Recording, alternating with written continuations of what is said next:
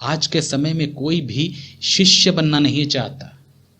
आज के समय में हर कोई मज़ा करने वाले मसीही बनकर रहना चाहते हैं। बस वे कलीसियाओं में जाएं, कुछ बातें आत्मिक तौर पर या अपने धार्मिक रीति रिवाजों के अनुसार वो करें, उसके बाद बस वे अपने जीवन को अपनी मर्जी से वे लोग बिताकर एंजॉय करना चाहते हैं लाइफ को। और कहीं ना कहीं उनको ये गलत फहमी होती है, वे गलत फहमी का शिकार हो जाते हैं और कहते हैं जैसा वो सोचते हैं कि वे मसीही हैं। वे मसीही नहीं हैं। और याद रखिएगा, परमेश्वर शिष्यों को खोजते हैं, ऐसे समझौता करने वाले, मज़े करने वाले मसीहों को नहीं। इसलिए आपकी कैटेगरी कहाँ पर है आप सोचिए।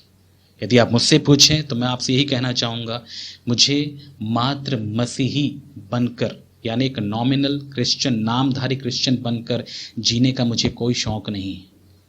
मैं चाहता हूँ, क्योंकि मुझे एक ही जीवन मिला है, एक ही लाइफ मिला मुझे इस पृथ्वी पर, और एक ही बार मुझे यीशु मसीह पर विश्वास करने का मौका मिला।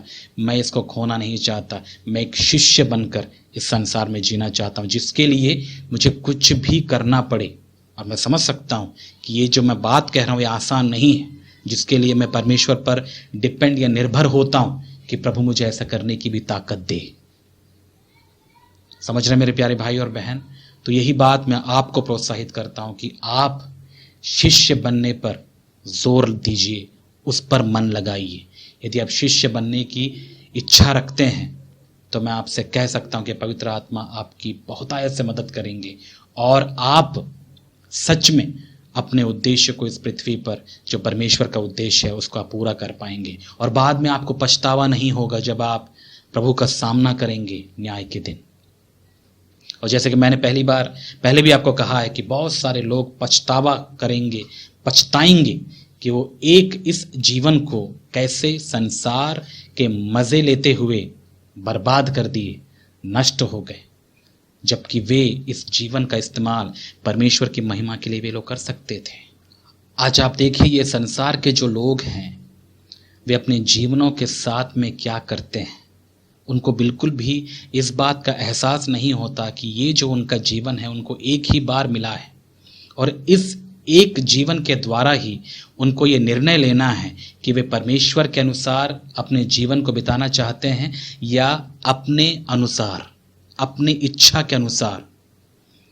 और ज़्यादा से ज़्यादा लोग, उसमें से बहुत ही कम ऐसे होंगे जो बोलेंगे नहीं, इस जीवन को मैं परमेश्वर के लिए इस्तेमाल करना चाहता हूँ। अविश्वासी तो बोलेंगे ही नहीं। वे हमेशा चाहते हैं कि उनका जीवन है, उनके अनुसार चलेगा, वो अपनी इच्छाएं पूरी करेंगे, अपने सपने पूरे करेंगे, क्योंकि एक ही बार उनको लाइफ मिला है, इसलिए वो खाएंगे, पिएंगे, ऐश करेंगे, क्योंकि उनको पता है एक दिन मरना ही है। ऐसी सोच वे अविश्वासी रखते हैं। अब आप जो अपने आप को मसीह कहते हैं, कहीं आपकी सोच भी तो ऐसी नहीं है? क्या आपको भी ऐसा ही लगता है कि भाई एक ही ज़िंदगी मिली है, चलो खाओ पियो ऐश करो, कल तो मर ही जाना है, फिर बाद में ऐश करने का मौका ना मिले? यदि आप ऐसी सोच रखते हैं तो मैं आपसे कह सकता हूँ आपकी सोच बहुत ही घटिया है और आप मसीही नहीं हो सकते। क्योंकि मसीही होने का सबसे बड़ा सबूत यही है कि आपकी सोच में बदलाव आएगा। आपकी सोच प्रभु जैसी होनी चाहिए।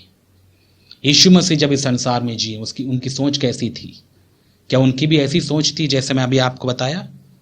क्या उनका भी यही सिद्धांत था, ठीक है खाओ पियो ऐश करना है, कल तो मुझे जाना ही है यहाँ से? क्या ऐसा था? ऐसा बिल्कुल नहीं था। उन्होंने एक एक पल, एक एक सेकंड परमेश्वर की इच्छा के अनुसार जीना चाहा और वो जिए, जिसके लिए परमेश्वर का अनुग्रह बहुतायत से उनके ऊपर था। अनुग्रह से भरपूर थे वो, इसीलिए वो अपने जीवन का हर एक पल परमेश्वर की इच्छा के अनुसार वो जी पाए।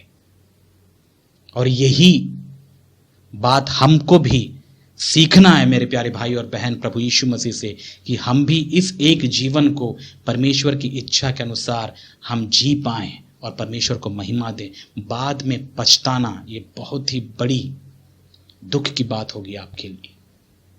इसलिए ऐसी नौबत ना आए, इसलिए मैं प्रभु की ओर से आपको ये बातें चिता रहा हूँ आपको ये बातें समझा रहा हूँ ताकि आपका जीवन इस संसार में बर्बाद ना हो, जैसे कि लोग अपने जीवनों को बर्बाद कर देते हैं इस संसार की गंदगी में अपने आप को डालकर, इस गंदगी में अपने आप को क्या करके, इस गंदगी में अपने आप को उलझा कर।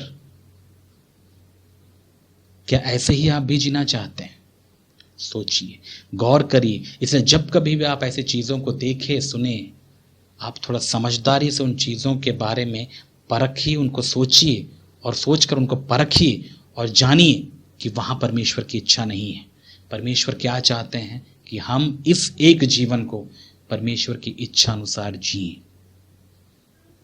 उम्मीद है कि आपको ये बातें समझ में आ रही है मेरे प्यारे भाई और बहन। तो मैं आपसे ये बातें क्यों कह रहा हूँ? वो इसलिए कि आइए शिष्य बनने के ऊपर फोकस करते हैं।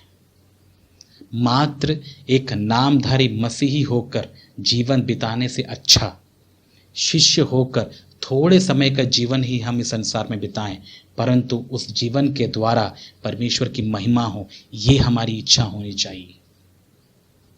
आप अपनी इच्छा के अनुसार जीवन यदि 80 साल या 90 साल बिताते हैं, आपका जीवन बोझ है, बर्बाद है।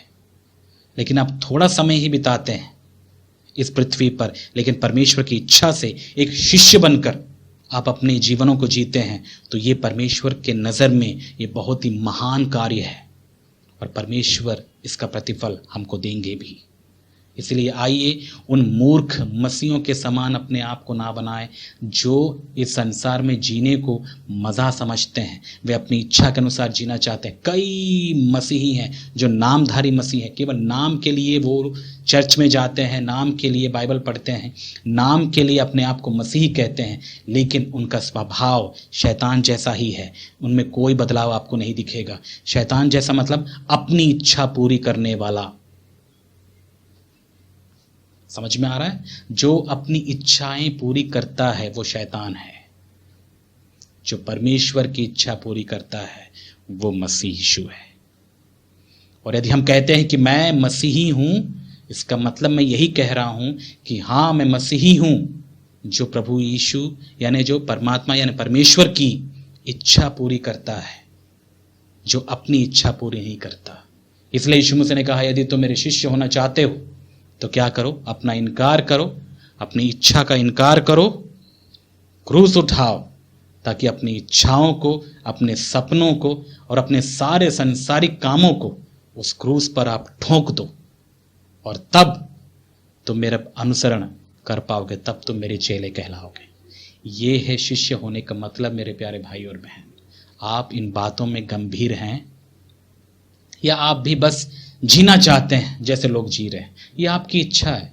मैं कोई जोर या जबरदस्ती नहीं करूंगा आपके साथ, लेकिन मैं आपको चिता सकता हूं, आपको बता सकता हूं कि यदि आप में थोड़ी भी समझ है, यदि आप में थोड़ी भी बुद्धि है, इतने दिनों से बाइबल को पढ़ते हुए, यहाँ से वहाँ से संदेशों को सुनते हुए, थोड़ी भी बुद्धि यदि आपने अर्जित किया है प्रभु का भय मानते हुए, तो आप समझदार हो जाइए। अपने जीवन को शिष्य के रूप में बिताइए, ना कि एक नामधारी मसीह के अनुसार। नामधारी मसीह सारे नरक में जाएंगे, याद रखिएगा, क्योंकि वे बाहर से मसीही हैं, अंदर से नहीं।